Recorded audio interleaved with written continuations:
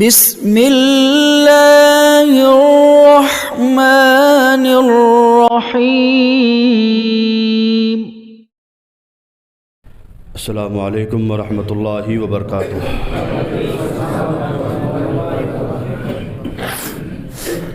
نحمدہ ونصلی ونسلم علی حبیبہ الکریم، اما بعد فاعوذ باللہ من الشیطان الرجیم، بسم اللہ الرحمن الرحیم۔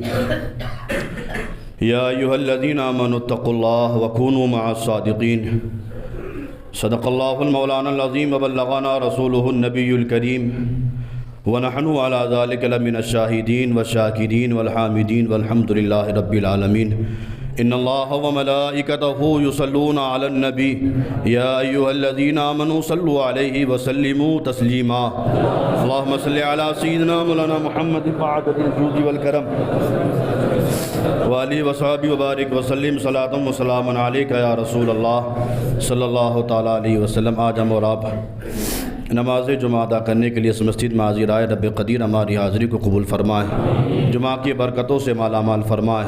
ہم جو عبادت کریں اللہ اپنے حبیب صلی اللہ تعالیٰ علیہ وسلم کے صدقے میں ہماری عبادتوں کو قبول فرمائے۔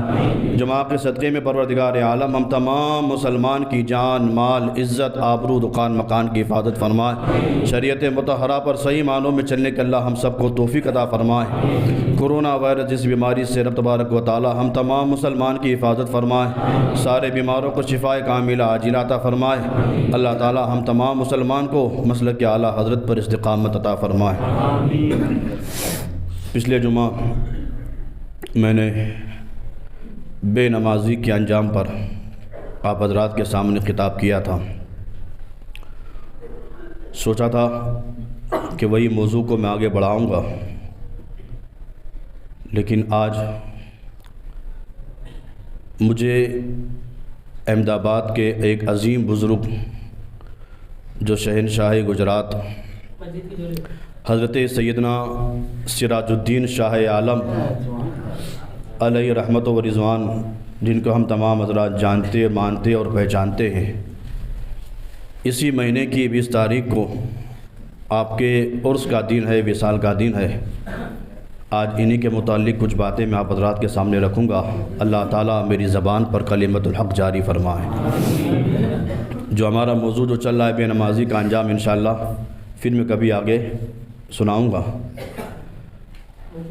حضرت شاہ عالم سیدنا سراج الدین محبوب باری رضی اللہ تعالیٰ عنہ وہ عظیم ذات ہے جن کو ہم تمام لوگ جانتے بھی ہیں، مانتے بھی ہیں، پہچانتے بھی ہیں۔ وہ سیدنا شاہ عالم ہے کہ جب ماں کے پیٹ سے پیدا ہو رہے ہیں تو قرآن کے حافظ بن کے پیدا ہو رہے ہیں۔ یہ اللہ تعالیٰ کا خاص فضل و کرم ہوتا ہے۔ اللہ جسے نوازتا ہے ایسی شان سے نوازتا ہے۔ اور جب سیدنا شاہ عالم کی 4 سال 4 ماہ 4 دن کی عمر مبارکہ ہوئی تو بزرگوں کے یہاں دستور ہے کہ جب بچہ اتنی عمر کو پہنچتا ہے تو رسم بسم اللہ ادا خوانی کی جاتی ہے، رسم بسم اللہ ادا کی جاتی ہے۔ حضرت شاہ عالم جب اس عمر کو پہنچے تو آپ کے والد حضرت قطب عالم نے عزیز و قارب سب کو بلایا رسم بسم اللہ ادا کرنے کے لیے۔ سب آ گئے۔ کتنی عمر ہے؟ 4 سال۔ شاہ عالم کی عمر ہے 4 سال 4 مہینہ 4 دن کی۔ رسم بسم اللہ ادا ہو رہی ہے۔ یاد رکھیں، دیکھیں ماں کے پیٹ سے قرآن کے حافظ پیدا ہو رہے ہیں، لیکن رسم بسم اللہ ادا ہو رہی ہے۔ جو طور طریقے ہیں وہ ادا ہو رہے ہیں۔ جب یہ رسم بسم اللہ ادا خوانی کی جب تقریب آئی، خاندان کے سارے لوگ آ گئے۔ آپ کی پھوپھی نہیں آئی، سیدنا شاہ عالم کی پھوپھی نہیں آئی۔ حضرت قطب عالم نے نگاہ ڈالی، ارشاد فرمایا سب تو آ گئی، بیٹا تمہاری پھوپھی نہیں آئی۔ حضرت شاہ عالم 4 سال کی عمر ہے، اپنی پھوپھی کے مکان پر گئے، کہا پھوپھی جان میری رسم بسم اللہ ادا خوانی ہو رہی ہے اور آپ ابھی آئی نہیں؟ تو پھوپھی نے کہا بیٹا میرے پاؤں کا موزہ ڈھونڈ رہی ہوں، مل نہیں رہا، اور جب تک ملے گا نہیں میں آؤں گی نہیں۔ میرے پاؤں کا موزہ مل نہیں رہا ہے اور جب تک ملے گا نہیں تب تک میں آؤں گی نہیں، مجھے میرے پاؤں کا موزہ چاہیے۔ حضرت شاہ عالم 4 سال کی عمر ہے۔ اسی مکان میں گھر کی طرف ایک شگاف تھا، وہاں آپ اپنی پھوپھی کا ہاتھ پکڑ کے لے گئے, ہاتھ ڈالا اور اندر سے پازیب نکال کر اپنی پھوپھی کے ہاتھ میں دیا, کہا لو پھوپھی جان آپ کا پازیب مل گیا ہے, لو یہ آپ کا پازیب مل گیا ہے. پھوپھی نے پوچھا بیٹا تجھے کیسے معلوم؟ میرا پازیب میں کب سے ڈھونڈ رہی ہوں, پاؤں کا موزہ میں کب سے ڈھونڈ رہی ہوں, مجھے نہیں ملا, تو نے ہاتھ ڈال کے نکال لیا, تجھے کیسے معلوم کہ وہاں رکھا ہوا ہے؟ تجھے کس نے بتایا؟ شاہ عالم فرماتے پھوپھی جان مجھے میرے اللہ نے بتایا, مجھے میرے اللہ نے بتا. کہا کب بتایا؟ یہ میرا پازیب گم ہو گیا ہے, یہاں رکھا ہوا ہے, تجھے اللہ نے بتایا ہے, کب بتایا ہے؟ شاہ عالم فرماتے پھوپھی جان جس دن میں پیدا ہوا تھا اسی دن میرے خدا نے بتا دیا تھا. جو شاہ عالم 4 سال کی عمر میں اتنا جانتے ہو, ہم انہی شاہ عالم کے ماننے والے, کیا وہ ہمارے دل کے حال کو نہیں جانتے ہوں گے؟ وہ شاہ عالم ہیں, اللہ اکبر, جن کو اللہ تعالیٰ نے اپنا محبوب بنایا تھا. کچھ ہی لوگ ہیں جن کو اللہ تعالیٰ نے سرکار کے صدقے میں اپنا محبوب بنایا ہے. ایک محبوب سبحانی حضور غوث پاک ہیں, ایک محبوب الہی خواجہ نظام الدین اولیاء ہیں, ایک محبوب باری حضرت شاہ عالم ہیں. کچھ ہی اولیاء ہیں جن کو اللہ تعالیٰ نے اپنا محبوب بنایا ہے, اور جب محبوب بنایا ہے تو پھر وہ شان بھی عطا فرمائی. سید مبارک صاحب تھے, ضلع گوبلیج کے پاس ان کی ریاست تھی, وہاں رہتے تھے, سارے سادات وہاں رہتے تھے. محمود بیگڑے کے آدمیوں نے ان سے وہ ضلع چھین لیا. سید مبارک حضرت شاہ عالم کے پاس آئے اور آ کر کہا حضور وہاں ہم سارے سادات رہتے تھے, وہیں ہمارا ٹھکانہ تھا, محمود بیگڑے کے آدمیوں نے ہم پر ظلم کیا اور ہماری جو جگہ تھی وہ جگہ ان لوگوں نے چھین لی. اب میں آیا ہوں آپ کے پاس, آپ کچھ کرم کر دیجئے. حضرت شاہ عالم نے تسلی دیتے ہوئے ارشاد فرمایا اللہ اسباب بنائے گا, کچھ دن انتظار کر لو, 40 دن انتظار کر لو, اللہ کوئی اسباب بنائے گا. تو سید مبارک نے عرض کی حضور ویسے تو سید میں بھی ہوں, ویسے تو سید میں بھی ہوں, میں بھی عبادت کر کے اپنے نانا کا وسیلہ بنا کر اللہ کی بارگاہ میں عرض کروں گا تو اللہ میری بھی دعا ضرور قبول کرے گا. سید میں بھی ہوں, لیکن آپ کے پاس آیا ہوں کہ آپ محبوب ہیں, آپ محبوب ہیں. آپ کے پاس اس لیے آیا ہوں کہ آپ کے پاس سے جلدی میرا کام ہو جائے گا. جب آپ کے پاس آیا ہوں تو آپ 40 دن انتظار کروا رہے ہیں. 40 دن اگر انتظار کرنا ہوتا تو طاقت میرے پاس بھی اتنی ہے, میں بھی کر سکتا ہوں, لیکن مجھے جلدی فیصلہ چاہیے, جلدی کام کرانا ہے. آپ محبوب ہیں اس لیے میں آپ کے پاس آیا ہوں. حضرت شاہ عالم پر وجدانی کیفیت طاری ہوئی. آپ نے ارشاد فرمایا, لب کی بارگاہ میں آسمان کی طرف نگاہ اٹھائی اور عرض کی مالک تو دیکھ رہا ہے تیرا بندہ میرے بارے میں کیا کہہ رہا ہے؟ مالک تو دیکھ رہا ہے تیرا بندہ میرے بارے میں کیا کہہ رہا ہے؟ مالک اب تو جب تک اس کی مراد پوری نہیں ہوگی میں تجھ سے ناراض ہوں, اب منا مجھے. یہ محبوب کی شان ہے. عرض کرے اللہ میں تجھ سے ناراض ہوں, اب منا مجھے. یہ محبوب ہوتے ہیں جو یہ لاڈ کر سکتے ہیں کہ میں ناراض ہوں, منا مجھے, راضی کر مجھے. اللہ اکبر. سلطان محمود بیگڑا اپنے کاشانے میں اپنے خانقاہ میں اپنے چہل قدمی کر رہا تھا, وہاں پر ٹیرس کے اوپر فوراً اس کے دل میں خیال آیا سید مبارک کو بلاؤ. سید مبارک کو بلایا گیا. کہا کیا بات ہے؟ کہا آپ کے لوگوں نے میری ریاست چھین لی, مجھ پر ظلم کیا ہے. سلطان محمود بیگڑے نے کہا اے میرے وزیروں جتنا ظلم تم نے کیا ہے ان سے معافی مانگو, جو ان کی جگہ تھی وہ بھی دے دو اور میری طرف سے ایک جگہ اور زیادہ دے دو. یہ اللہ والے ہیں, یہ محبوب کی شان ہے. اور سیدنا شاہ عالم کا حضور غوث پاک کی بارگاہ میں وہ بڑا مقام تھا. ایک بزرگ گزرے حضرت سید جمال قادری, اور ان کے ایک دوست تھے حضرت سید ملک زین الدین.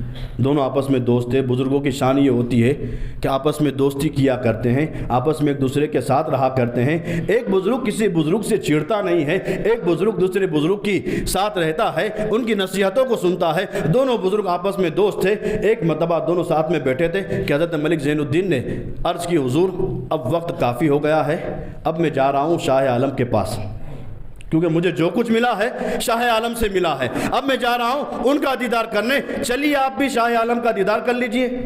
حضرت سید جمال قادری وہ بھی اللہ کے ولی تھے. انہوں نے کہا کہ ٹھیک ہے تم جاؤ, اگر مجھے کہیں جانا ہوتا ہے تو میں غوث پاک کی بارگاہ میں جاتا ہوں, کہیں اور نہیں جاتا.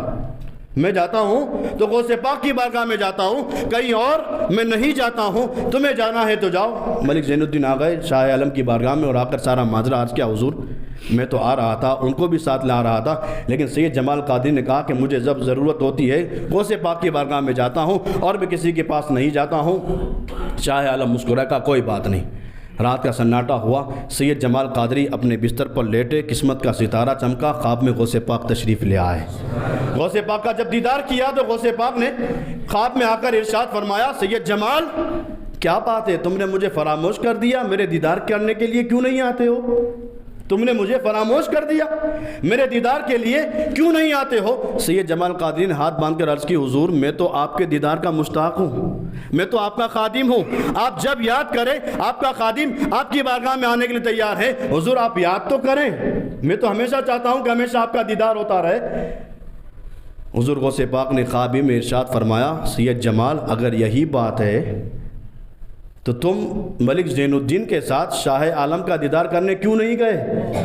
اگر یہی بات ہے، میرے انتظار میں رہتے ہو تو ملک زین الدین کے ساتھ شاہ عالم کا دیدار کرنے کیوں نہیں گئے؟ پھر غوث پاک نے فرمایا، اے جمال قادری سن لو، وہ شاہ عالم اور میں ایک ہی ہے، ان کا دیدار میرا دیدار ہے، ان کا دیدار میرا دیدار ہے، اگر چاہتے ہو کہ میرا دیدار کرو تو جا کر ان کا دیدار کر لو۔ سید جمال قادری آنکھ کھلی بیدار ہوئے، کہا اب تو میں ابھی جا کے دیدار کروں گا، رات کافی ہو گئی تھی، سناٹا تھا، رات کا آخری پہر چل رہا تھا، کہا ابھی جا کر میں دیدار کروں گا۔ گھر سے نکلے، حضرت ملک زین الدین کے دروازے پر آئے، دستک دی، حضرت باہر آئے، کہا کیا بات ہے؟ کہا چلو ابھی شاہ عالم کی بارگاہ میں جانا ہے۔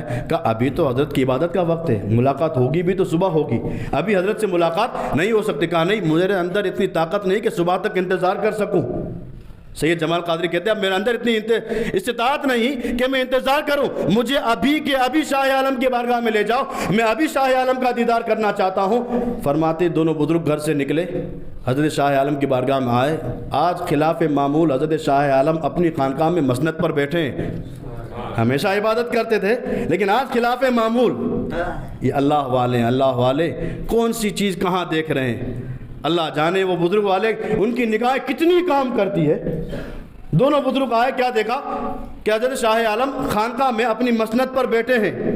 جب دونوں بزرگوں نے حضرت شاہ عالم کو دیکھا، شاہ عالم نے ایک نگاہ دونوں بزرگ پر ڈالی تو دونوں بزرگ فرماتے ہمارے اوپر وجدانی کیفیت طاری ہو گئی۔ اور سید جمال قادری فرماتے میں نے اپنی ان آنکھوں سے دیکھا کہ اسی خانقاہ میں اسی مسند کے اوپر شاہ عالم بھی بیٹھے ہیں اور شاہ عالم کے بغل میں غوث پاک بھی بیٹھے ہیں۔ یہ شان ہے سیدنا شاہ عالم سرکار کی، اور ہم کتنے نصیب والے ہیں، ہم اپنی قسمت پر جتنا ناز کریں اتنا کم ہے کہ اللہ تعالیٰ نے ہمیں ایسی جگہ پر رکھا ہے جو شاہ عالم کی بارگاہ سے ہم زیادہ منسلک ہوتے ہیں، ہم ان کے قریب والے ہیں، کچھ ہوتے دور والے، کچھ ہوتے نزدیک والے۔ ہم کتنے نزدیک والے ہیں، ہم چاہیں تو دن میں 5 مرتبہ ان کی بارگاہ میں حاضری دے سکتے ہیں، لیکن ہم ایک ہفتے میں بھی نہیں جاتے، چاہے تو جا سکتے ہیں، دن میں 5 مرتبہ جا سکتے ہیں۔ وہ حضرت شاہ عالم بچپن کا زمانہ ہے، دیکھیں اللہ تعالیٰ نے استطاعت کیسی عطا فرمائی ہے، علم کیسا عطا فرمایا ہے، نظر کیسی عطا فرمائی۔ یہ پیرانہ پاک پٹن میں حضرت قطب عالم وہاں رہ رہے تھے، شاہ عالم کے بچپن کا زمانہ ہے۔ مغرب کی نماز کا وقت ہوا، ایک شخص نماز مغرب ادا کرنے کے لیے پیرانہ پاٹن کی مسجد میں آیا۔ شاہ عالم باہر تھے مسجد کے باہر، اور وہ آدمی مغرب کی نماز پڑھنے جیسے ہی مسجد کے اندر آیا، قطب عالم بھی بیٹھے ہیں، مؤذن نے اذان دی، اور اذان دیتے دیتے مؤذن نے کہا اشہد ان محمد رسول اللہ۔ آپ حضرات نے بھی جمعہ کہ نہیں؟ سرکار کا نام آیا تو آپ نے جمعہ کہ نہیں؟ جیسے ہی مؤذن نے اشہد ان محمد رسول اللہ کہہ کر انگوٹھے کو چوما، سارے لوگوں نے جب چوما، وہ انسان جو نماز پڑھنے آیا تھا اس نے اپنے دل میں سوچا کہ جب نماز ہو جائے گی تو میں حضرت قطب عالم سے پوچھوں گا کہ یہ انگوٹھا چومنا کہاں لکھا ہے، سرکار کے نام پر جو انگوٹھا چوما جاتا ہے یہ انگوٹھا چومنا کہاں لکھا ہے۔ یاد رکھیں عاشقوں کو دلیل کی ضرورت نہیں پڑتی ہے، عاشقوں کو دلیل کی ضرورت نہیں پڑتی، دلیل کی ضرورت تو ان کو پڑتی ہے جو مانتے نہیں ہیں، اور ہم تو عاشق ہیں، عاشقوں کو کبھی دلیل کی ضرورت نہیں ہوتی، وہ تو بس یہ چاہتے ہیں کہ میں وہ کام کروں جس سے میرا محبوب راضی ہو جائے، میرے سرکار مجھ سے راضی ہو جائے، میرے آقا مجھ سے راضی ہو جائے۔ وہ آدمی نے دل میں سوچا کہ نماز ہو جائے گی، میں حضرت قطب عالم سے پوچھوں گا، نماز ہو گئی۔ ادب اتنا تھا کہ وہ آدمی حضرت قطب عالم کی بارگاہ میں کھڑے ہو کر ابھی اس نے کچھ پوچھا نہیں، کچھ کہا بھی نہیں، خالی دل میں اس نے ارادہ کیا تھا۔ نماز مغرب ہو گئی، حضرت شاہ عالم کھڑے ہوئے، بچپن کی عالم ہے, ابھی بچپنا ہے حضرت شاہ عالم کا, آپ مسجد میں کھڑے ہو گئے اور کھڑے ہو کر کہا عجیب حال ہے لوگوں کا. بچپنا ہے اور فرماتے ہیں عجیب حال ہے لوگوں کا, وقت کے بادشاہ کا نام لیتے ہیں تو اپنے سینے پر ہاتھ رکھتے ہیں, ان کا ادب کرتے ہیں. وقت کے دنیا کے بادشاہ کا نام لیتے ہیں تو سینے پر ہاتھ رکھ کر اپنا سر جھکاتے ہیں, تو ان کو دلیلوں کی ضرورت نہیں پڑتی. اور کونین کے والی کا نام آتا ہے اور سنی چوم لیتا ہے تو دلیل پوچھنے آ جاتے ہیں. کہ دنیا کے بادشاہ کا نام لو تو سینے پر ہاتھ رکھا جاتا ہے, سر بھی جھکا لیا جاتا ہے, تو دلیل کی ضرورت نہیں ہوتی ہے. اور جب کونین کے والی سرکار کا نام لیا جائے اور سنی چوم لے تو دلیل کی ضرورت پڑتی ہے. یہ حضرت شاہ عالم بچپن کا یال تھا. جب بچپن میں اتنا علم رکھتے تھے تو جوانی میں کتنا علم رکھتے ہوں گے.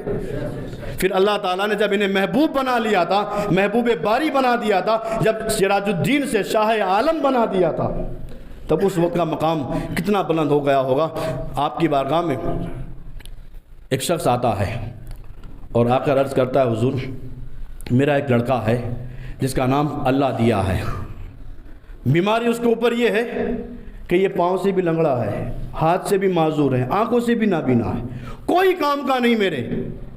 جب میرے کوئی کام کا نہیں ہے تو میں نے سوچا کہ وہ آپ کی بارگاہ میں رہے گا, کچھ نہیں تو کم سے کم آپ کے بارگاہ سے جو لنگر تقسیم ہوتا ہے, جس دیگ میں کھانا بنتا ہے, وہ دیگ صاف کر لیا کر لے گا. میرے گھر پہ تو کوئی کام کا نہیں ہے, اتنا معذور لڑکا ہے میرے گھر پر, میرے کوئی کام کا نہیں ہے, آپ کے در پر پڑا رہے گا, آپ کے یہاں جو لنگر تقسیم ہوتا ہے وہ دیگ بھی صاف کرتا رہے گا, ایک نہ ایک دن تو آپ کی نگاہ پڑ جائے گی.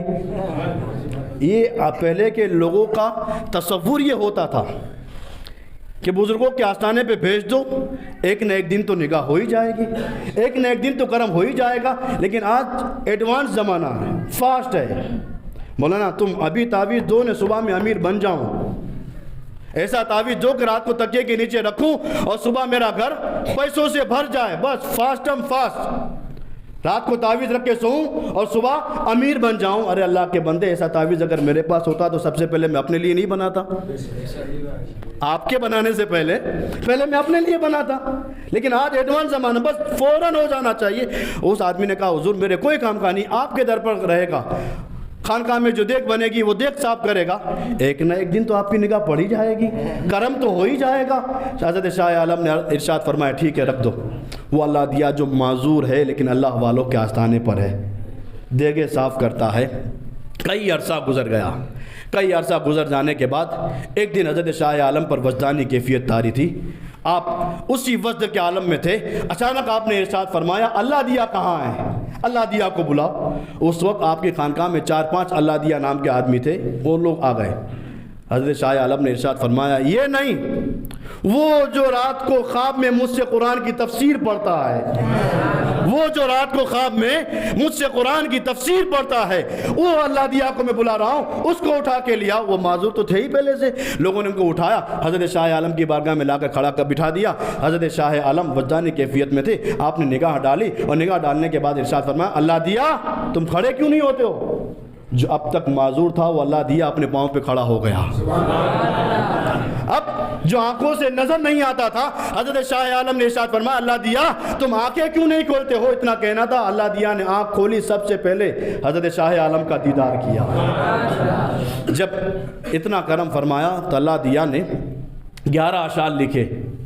حضرت شاہ عالم کی شان میں 11 اشعار لکھے, اور وہ اشعار کی برکت یہ تھی کہ جب کبھی احمد آباد میں بارش نہیں ہوتی تھی, اللہ دیا کہ انہی 11 اشعار کو لوگ پڑھتے تھے, اللہ تعالیٰ آسمان سے بارش بھیج دیتا تھا. ایک مرتبہ بارش نہیں ہو رہی تھی, لوگ ادھر ادھر جا رہے تھے, لوگ اللہ دیا کے پاس آئے, کہا اللہ دیا بارش نہیں ہو رہی ہے, فصلیں تباہ و برباد ہو رہی ہے, بہت ساری تکلیفوں کا سامنا ہو رہا ہے, کیا کرے. اللہ دیا نے کہا کچھ مت کرو, میں نے شاہ عالم کی شان میں جو 11 اشعار لکھے ہیں وہی اشعار پڑھو, وہی اشعار پڑھو. لوگ چلے گئے اور اللہ دیا کہ وہی 11 اشعار جب پڑھنے لگے, 11 اشعار کا پڑھنا تھا کہ آسمان سے بارش نازل ہونے لگی. حضرت شاہ عالم آئے, آپ کے ساتھ آپ کے خاندان بھی تھے. حضرت شاہ عالم نے دیکھا کہ لوگ اشعار پڑھ رہے ہیں, آسمان سے بارش بھی ہو رہی ہے, تو حضرت شاہ عالم نے اپنے خاص خادم سے ارشاد فرمایا موقع اچھا ہے. فرماتے اپنے خادم سے موقع اچھا ہے, چلو آج دے ہی دیا جائے. موقع اچھا ہے, آسمان سے رمجم رمجم بارش بھی ہو رہی ہے, میری شان میں قصیدے بھی پڑھے جا رہے ہیں, لوگ بھی موجود ہیں, جس نے قصیدہ لکھا ہے وہ بھی موجود ہے, ماحول اچھا ہے, موقع بھی اچھا ہے, چلو آج دے ہی دیا جائے. خادم نے پوچھا حضور کیا دے دیا جائے, میں سمجھا نہیں. آپ نے ارشاد فرمایا جس نے یہ اشعار لکھے ہیں اس کو بلاؤ. اللہ دیا کو بلایا گیا. حضرت شاہ عالم نے اپنا امامہ شریف اتارا اور اللہ دیا کو قریب بلا کر کہا, اللہ دیا آج تم نے مجھے خوش کر دیا ہے, آج شاہ عالم تجھے خوش کرے گا. تم نے مجھے خوش کیا ہے, آج سراج الدین تمہیں خوش کرے گا. اپنا امامہ اتارا, اللہ دیا کے سر پر باندھا, ایک پیج باندھا تو آپ نے ارشاد فرمایا, اللہ دیا جا میں نے تجھے دنیا دے دی. دوسرا پیج باندھا, آپ نے کہا جا میں نے تجھے آخرت دے دی. تیسرا پیج باندھا حضرت شاہ عالم نے, اور تیسرا پیج باندھ کر شاہ عالم نے ارشاد فرمایا, اللہ دیا جا میں نے تجھے اللہ تک پہنچا دیا. یہ اللہ والوں کے آستانے سے سب کچھ ملتا ہے. ایک انسان آیا حضرت شاہ عالم کی بارگاہ میں, کہا حضور میں امیر ترین انسان ہوں, میرا ایک بیٹا ہے, اللہ کے عذاب میں گرفتار ہوا ہے, اور ایسا عذاب کہ میرے بیٹے کے دماغ سے خطرناک بدبو آتی ہے.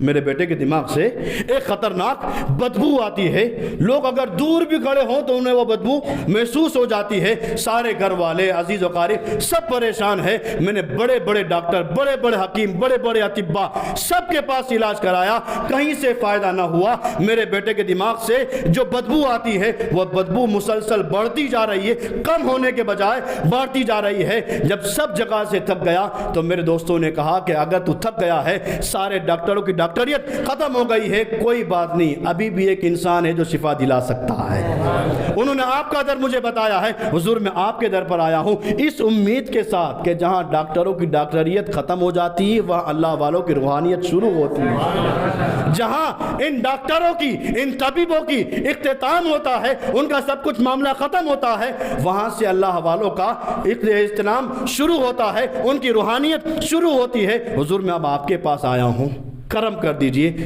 بارش ہو رہی تھی, حضرت شاہ عالم نے اپنے دونوں ہاتھ پھیلائے, بارش کے قطرے ہاتھ میں لیے, ہاتھ چلو بھر جانے کے بعد حضرت شاہ عالم نے وہی چلو اٹھانے کے بعد اسی آدمی کے, لڑکے کے منہ پر ڈال دیا. پانی کا ڈالنا تھا. چند منٹ ہوئی, حضرت شاہ عالم نے اس کے باپ سے کہا, دیکھ تو اب بدبو آ رہی ہے. پانی ڈالنے کے بعد آپ فرماتے, دیکھ تو اب بدبو آ رہی ہے. باپ نے کہا, حضور دور سے بدبو آتی تھی, آپ نے پانی ڈالا تو بدبو نہیں آ رہی ہے. تو حضرت شاہ عالم نے ارشاد فرمایا, دور سے آتی تھی اب نزدیک آ کے سونگھ لے. دور سے آتی تھی اب نزدیک آ کر سونگھ لے. وہ نزدیک آیا, اپنا بالکل منہ قریب لا کر اس نے سونگا. سونگنے کے بعد اس نے کہا, حضور پہلے دور سے آتی تھی اب تو نزدیک سے بھی نہیں آتی ہے, بدبو ختم ہو گئی. شاہ عالم نے ارشاد فرمایا, جا میں دعا کرتا ہوں تیرا بیٹا تو کیا تیری قیامت تک کی جو نسل آئے گی کسی کے اندر یہ بیماری نہیں ہوگی. قیامت تک کی جو تیری نسلیں ہوگی اس کے اندر بھی یہ بیماری نہیں ہوگی. یہ حضرت شاہ عالم ہے. جہاں ڈاکٹروں کی ڈاکٹریت ختم ہو جاتی ہے, جہاں ڈاکٹروں کی ڈاکٹریت ختم ہو جاتی ہے وہاں اللہ والوں کی روحانیت شروع ہوتی ہے. اتنا ہو کہ واللہ وہ سن لیں گے, فریاد کو پہنچیں گے. اتنا بھی تو ہو کوئی جو آہ کرے دل سے, ہم ان کے پاس جائیں گے, ہمیں شفا ضرور ملے گی. شاہ عالم کے در کے لوبان سے بھی شفا ملے گی, شاہ عالم کے مزار کے پھول سے بھی شفا ملے گی. یاد رکھنا, شفا اللہ دیتا ہے. یا لوگ آج ہمارے اوپر جو اعتراض کرتے ہیں کہ تم اللہ والوں کے پاس جاتے ہو, یہ کرتے ہو, وہ کرتے ہو, ان سے جا کر کہتے ہیں نا, ہمارا یقین ہے, عقیدہ ہے ہمارا اس بات پر کہ شفا اللہ ہی دیتا ہے, اللہ ہی سے ہمیں شفا ملتی ہے.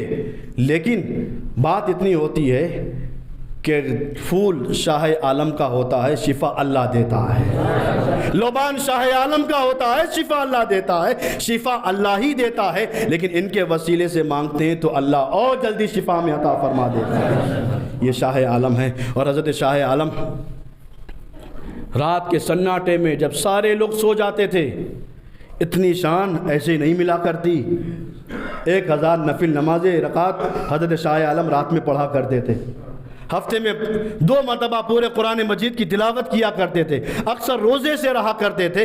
جب اتنی عبادت، ریاضت اور مجاہدہ کرتے تھے، تب جا کر اللہ تعالیٰ اپنے نیک بندے کو اتنا بڑا مقام عطا فرماتا۔ ہم حضرت شاہ عالم کے ماننے والے ہیں، بولو ہیں کہ نہیں؟ جتنے یہاں سے وہاں تک جتنے لوگ بیٹھے ہیں، سب کے سب حضرت شاہ عالم کے ماننے والے ہیں، سب ان کو جانتے، مانتے، ان پر عقیدہ رکھنے والے، ان کو ماننے والے۔ جب ہم شاہ عالم کے ماننے والے ہیں تو پھر ہمارے ہاتھ میں پتنگ کی ڈوری کیوں ہیں؟ ہم شاہ عالم کے ماننے والے ہوں اور ہمارے ہاتھ میں پتنگ کی ڈوری، ہم پتنگ اڑائیں۔ مسلمان وہ پتنگ اڑانے کا رواج، میں نے اس کے پہلے پچھلے سال جب میں نے بیان کیا تھا تو پتنگ کب سے شروع ہوا، کیوں اڑائی جاتی ہے، پورا مفصل میں نے بیان کیا تھا۔ اس بار تو میں نے سوچا تھا کہ پتنگ پہ کچھ بولنا ہی نہیں، پبلک جب مانتی ہی نہیں تو بول کے کیا مطلب، کتنا بولا جائے لوگوں کو۔ اتنا بولنے کے باوجود بھی پبلک نہیں مانتی، اور باہر آنے کے بعد تو ایک ہی بات ہوتی ہے، مولانا کا تو کام ہے خالی بولنا۔ اتنا سمجھانے کے باوجود بھی پبلک نہیں مانتی، پھر بھی پتنگ اڑاتی۔ میں نے سوچا تھا اس پر کچھ بولنا ہی نہیں، لیکن مجھے مسلسل فون آتے گئے، SMS آتے گئے۔ آج بھی ایک صاحب نے مجھے صبح بتایا کہ حضرت آج جمعہ ہے، پتنگ پہ 5 منٹ تو آپ کو بولنا ہی ہے۔ وہ پتنگ اڑانے کا سسٹم جن لوگوں نے تو سنا ہوگا ان کو یاد ہوگا، جو نہیں سن پائے ان کو میں آج سنا دوں۔ ایک انسان جس نے سرکار کی شان میں گستاخی کی، جس نے خاتون جنت فاطمہ الزہرا کی شان میں گستاخی کی، ان کی بارگاہ میں نازیبا کلمات کہے، ان کو گالیاں دی، سرکار کو گالی دی، حضرت فاطمہ الزہرا کو گالی دی، اور پھر اسی گالی دینے والے کو جب کیفر کردار تک پہنچایا گیا، اسے جب پھانسی کی سزا دی گئی، تو اس انسان کے پھانسی کے دن لوگوں نے اس دن کو منانے کے لیے آسمان پر پتنگ اڑائی۔ کس کی یاد میں؟ جس نے سرکار کی شان میں گستاخی کی تھی، جس نے خاتون جنت کی شان میں گستاخی کی تھی، اس گستاخ کی یاد میں لوگوں نے پتنگ اڑائی۔ کیا ہمارا ایمان اتنا مر چکا ہے کہ جو ہمارے سرکار کی شان میں گستاخی کرے اس کا دن ہم منائیں؟ کیا ہمارا ایمان اتنا تباہ و برباد ہو گیا ہے جو خاتون جنت کی شان میں گستاخی کرے اور اسی گستاخ کی یاد میں ہم پتنگ اڑائیں؟ ہم کہاں ہیں؟ ہمیں ذرا برابر احساس نہیں ہو رہا۔ کل میں نے عشاء کی نماز کے بعد ایک منظر دیکھا، مجھے تھوڑی دیر کے لیے غصہ آ گیا۔ سڑک سے میں راستے سے جا رہا تھا، پتنگ کی لاری پر اور پتنگ کی دکانوں پر مسلم عورتیں برقع پہن کر پتنگ خرید رہی ہیں۔ یہ دن دیکھنے کو مل رہا ہمیں، مسلمان کی عورتیں برقع پہن کر، نقاب پہن کر پتنگیں خرید رہی۔ کل میں نے اپنی ماتھے کی آنکھوں سے دیکھا یہ منظر، شرم نہیں آتی؟ اور وہ گھر کے مرد، باپ ہو، بھائی ہو، بیٹا ہو، ان کی مردانگی مر چکی ہے کیا؟ انہیں احساس نہیں ہوتا کہ ہمارے گھر کی عورتیں برقع پہن کر پتنگ خریدنے جا رہی ہیں؟ ارے ہمارے باپ کو کوئی گالی دے دے، ہمارے باپ کو کوئی گالی دے دے تو ہم کہتے ہیں تو نے میرے باپ کو گالی دی، تو مرے گا تو تیرے جنازے میں نہیں آؤں گا۔ بولو کہتے ہیں کہ نہیں؟ ہمارے باپ کو کوئی گالی دے تو ہم کہتے ہیں تو مرے گا تو تیرے جنازے میں نہیں آؤں گا۔ وہاں جنازے تک کے سارے رشتے ختم ہو جاتے ہیں، اور جو سرکار کی شان میں گستاخی کرے ایسے ملعون کی یاد میں ہم پتنگیں خریدنے جا رہے ہیں۔ ہماری گھر کی عورتیں برقع پہن کر، انہیں ذرہ برابر احساس نہیں ہوتا ہم گناہ تو کر ہی رہے ہیں، گناہ کا کام تو کر رہے ہیں، ساتھ ہی ساتھ مذہب اسلام کو بھی بدنام کر رہے ہیں۔ وہ قوم، وہ مذہب کی عورتیں جن کو اللہ تعالیٰ نے اپنے حبیب صلی اللہ تعالیٰ علیہ وسلم کے صدقے میں عورتوں کو وہ بلند مقام عطا فرمایا تھا، جن کے قدموں کے نیچے اللہ تعالیٰ نے اولاد کے لیے جنت کو رکھا تھا، یہ کوئی عام بات تھی؟ ایسی مائیں جو اپنے بیٹے کی خواہشات پوری کرنے کے لیے پتنگیں خریدنے جا رہی ہیں، اور ان گھر کے نوجوانوں کو ذرہ برابر احساس نہیں ہو رہا ہے؟ کتنا بولا جائے، کتنا سمجھایا جائے؟ اب تو ایسا لگتا ہے کہ اگر امام بولتے بولتے لوگوں کے لیے اپنی جان بھی دے دے گا تو لوگ کہیں کہ وہاں جان تو دے دی پر خون برابر نہیں نکلا۔ یہ حال ہے ہمارا، ہم پتنگے۔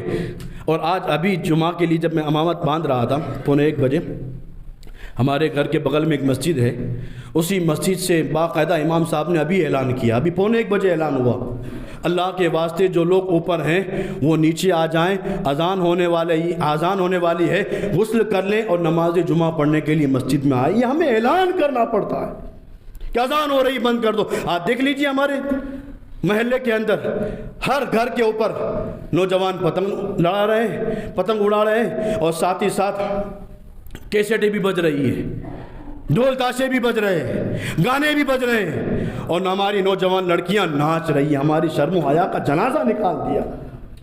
کہاں ہیں ہم؟ یہ ہمارا شرم سے سر جھک جاتا ہے. ہم مسلمان. ایک ہندو تھا, اس نے سرکار کی شان میں ایک قصیدہ لکھا تھا. تو لوگوں نے اس سے پوچھا کہ جب تو اسلام اور سرکار صلی اللہ تعالیٰ علیہ وسلم کی شان میں تو نے اتنا قصیدہ لکھا ہے, جب اسلام سے اور سرکار سے اتنی محبت ہے تو کلمہ کیوں نہیں پڑھ لیتا؟ جب اتنی محبت ہے تو کلمہ کیوں نہیں پڑھ لیتا؟ تو اس ہندو نے کہا کہ جب میں سرکار کی شان کو پڑھتا ہوں تو میرا دل چاہتا ہے کہ میں مسلمان ہو جاؤں, میں اسلام قبول کر لوں, میں مسلمان ہو جاؤں. لیکن جب آج کے مسلمانوں کا کردار دیکھتا ہوں تو میں اندر سے کہتا ہوں میں ہندو ہی اچھا ہوں. آج کے مسلمانوں کا کردار دیکھ کر اندر سے میرا دل کہتا ہے کہ مجھے مسلمان نہیں ہونا ہے, میں ہندو ہی اچھا ہوں. ہمارا کیریکٹر, ہمارا کردار وہ تھا. ہم جس راستے سے جاتے تھے غیر لوگ ہمیں دیکھ کر کلمہ پڑھ کر مسلمان ہو جایا کرتے تھے, اور آج ہمارا کیریکٹر دیکھ کر لوگ کہتے ہیں کہ ہم تو ہندو ہی اچھے ہیں, مسلمان میں رکھا کیا؟ کہاں ہے؟ ہم ایسے کام کریں گے؟ ہمارے پاس تہواروں کی کمی ہے؟ بتاؤ, ان لوگوں کے تہوار جس میں مال ضائع ہوتا ہے, جان ضائع ہوتی ہے, جگہ جگہ نقصان ہوتا ہے, یہ ان کے تہوار ہے. ہمارے پاس تہواروں کی کوئی کمی ہے؟ کتنے تہوار ہمارے لیے آتے ہیں, اور ہر تہوار ایک الگ نرالی شان لے کر آتا ہے. اتنے تہوار کہ سرکار فرماتے ہیں جمعہ کا دن تمہارے لیے عید کا دن ہے, جمعہ کا دن تمہارے لیے عید کا دن ہے. اور جب امام منبر پر بیٹھ کر خطبہ پڑھتا ہے سرکار فرماتے ہیں وہ وقت اتنا مقبول ہوتا ہے کہ تم دل ہی دل میں اللہ سے جو مانگو اللہ اسے قبول بھی فرما لیتا. یہ ان کے تہوار ہیں جہاں جان برباد ہوتی ہے, مال برباد ہوتا ہے. یہ ہمارا تہوار ہے. ہم مسجد میں آ کر اللہ سے دل ہی دل میں ہاتھ اٹھانے کی بھی ضرورت نہیں, زبان سے بولنے کی بھی ضرورت نہیں, دل سے جو پکارو گے اللہ تمہاری دعا کو قبول کرے گا. ہمارے پاس تہواروں کی کمی نہیں. خدا کے واسطے باز آ جائیں, رک جائیں, نہ کریں. اور ہاں ہو گیا, اللہ غفور و رحیم ہے, توبہ کر لیں اللہ کی بارگاہ میں. جمعہ سے پہلے اب تک جتنے لوگ گئے تھے ٹیرس پر دھابے پر پتنگ اڑانے, توبہ کر لیں اللہ کی بارگاہ میں, اور آج سے یہ عہد کریں میں وہ کام کروں گا جس سے میرے سرکار راضی ہوں. ہرگز وہ کام کے قریب بھی نہیں جاؤں گا, وہ کام تو کروں گا ہی نہیں, وہ کام کے قریب بھی نہیں جاؤں گا جس سے سرکار ناراض ہو جائیں. پتنگ اڑانے والے صرف اتنا یاد رکھ لیں, کل ایک دن مرنا ہے, قبر میں جانا ہے, قبر میں جائیں گے, سرکار کا دیدار ہوگا. سرکار صلی اللہ تعالیٰ علیہ وسلم نے اگر ہم سے منہ پھیر لیا, پتنگ اڑانے والوں, پتنگ لینا, بیچنا, لوٹنا یہ سب حرام ہے. ہر طرح کی چیز اس میں منع ہے. یہ جتنے ہیں وہ سب سمجھ جائیں. اگر قبر میں سرکار کا دیدار ہوا اور سرکار نے بھی اپنا منہ پھرا لیا, کہا نہیں تو میرا کلمہ تو پڑھتا تھا لیکن کام تیرے کافروں جیسے تھے, اس قبر میں بھی سرکار نے اپنا منہ پھیر لیا, تو بتاؤ کوئی دوسرا آسرا ہے, کوئی دوسرا دروازہ ہے, کوئی ہمیں بچانے والا کوئی دوسرا ہے؟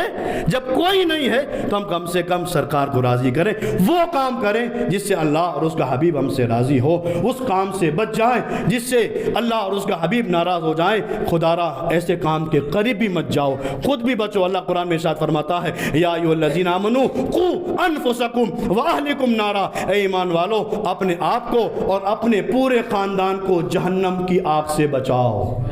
ایمان والو اپنے آپ کو اور اپنے پورے خاندان والوں کو, اپنے گھر والوں کو جہنم کی آگ سے بچاؤ. بولو ہم سب بچائیں گے, بچیں گے ہم تمام حضرات؟ ان خرافات میں ہم شرکت کریں گے؟ ہم وہ کام کریں جس سے اللہ اور اس کا حبیب راضی ہو جائے. اور یاد رکھنا جب ہم نے اللہ اور اس کے حبیب کو راضی کر دیا, دنیا سے جائیں گے تو اس حالت میں جائیں گے کہ انہیں جانا, انہیں مانا, نہ رکھا غیر سے کام, للہ الحمد میں دنیا سے مسلمان گئے. اللہ تعالیٰ ہماری حاضری کو قبول فرمائے. اور ایک بات آپ خاص حضرات دھیان رکھیں, ابھی ملک کے حالات پھر سے بدلتے جا رہے ہیں. کورونا اور اومیکرون زیادہ سے زیادہ بڑھتے جا رہے ہیں. کچھ جگہوں پر مسجدیں اور مندریں بند ہو چکی ہے. میں آپ حضرات سے اتنا ضرور کہوں گا, ہم مسجد میں آ رہے ہیں اللہ کی عبادت کرنے کے لیے, کم سے کم گورنمنٹ کی گائیڈ لائن کا استعمال کریں تاکہ ان کی نگاہیں ہماری مسجدوں پر نہ آئیں. اگر ہم ان کے قانونوں کو توڑیں گے تو ظاہر سی بات ہے ان کی نگاہیں ہماری مسجدوں پر آئے گی. اور کل جو پہلے جو زمانہ ایک وقت آیا تھا کہ مسجدیں بند کر دی گئی تھی, ہم نماز پڑھنا چاہتے تھے پھر بھی مسجد میں آ نہیں سکتے تھے. پھر خدا کے واسطے ایسے مراحل نہ لائیں, آئیں نماز کے لیے, ماسک وات لگا کر آئیں. اس سے کیا فائدہ ہوگا بیماری تو شفا اللہ دیتا ہے، اللہ چاہے گا تو ماسک پہنا ہوگا تو بھی بیماری آئے گی، اللہ حفاظت فرمائے۔ لیکن ہاں ہم گورنمنٹ کی گائیڈ لائن کا استعمال کریں گے، ماسک وغیرہ پہن کر آئیں گے تو ان کی نگاہیں ہماری مسجدوں پر نہیں آئے گی۔ تو آپ حضرات اس بات کا ضرور خیال رکھیں، مسجد میں آئیں تو ماسک وغیرہ پہن کر آئیں، مسجد سے جائیں تو ماسک پہن کر جائیں۔ وآخر دعوانا ان الحمد للہ رب العالمین۔ کھڑے ہو جائیں، سنت ادا کر لیں۔